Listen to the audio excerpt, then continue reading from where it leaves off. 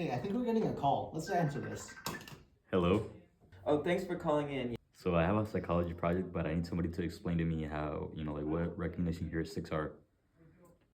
Oh, thanks for calling in. Yeah, the recognition heuristic is where humans place a higher value on something they recognize rather than something unfamiliar. Would it be alright if you could give me a real life example?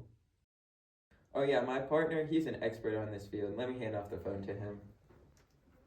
Yeah? Would it be alright if you could give me a real life example?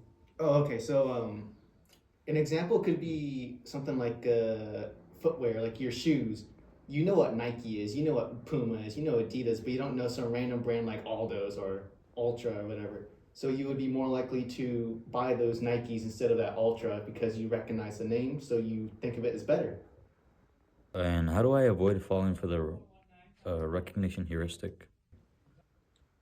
Oh, my partner can answer that.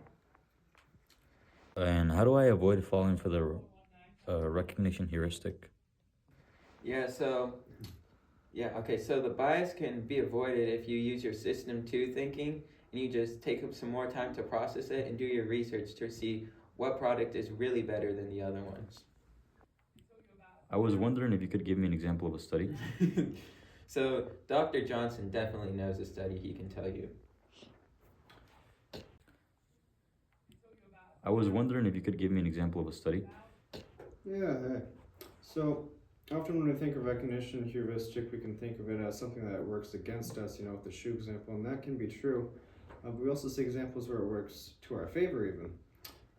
There's a study called Patcher and Bailey, 2007, where it looked at sports. And when looking at sports, it had experts in there, all their predictions, and people that know nothing about the sports. So it looked at like European soccer or whatever, football.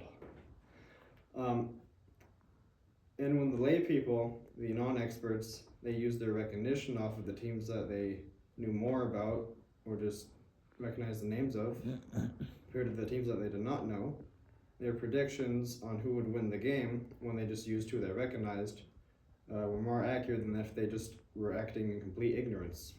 And their guesses weren't as accurate as the experts were. But you can see there that the recognition heuristic actually worked to their favor. And so you have to consider that. Also, you can even use system 2 thinking to recognize that sometimes system 1 thinking is good for us. Alright, thank you very much for having, told me all this information on recognition heuristics. I didn't know, anything about this information and so on. So thank you very much, Mr. Johnson and the other two. Also, I get a better, more of a better opinion because I didn't know that, such simple things as Nikes and brands would have, been recognition heuristic. I understand the concept now, and I think I'm gonna get an A in our project. Thank you very much, and goodbye.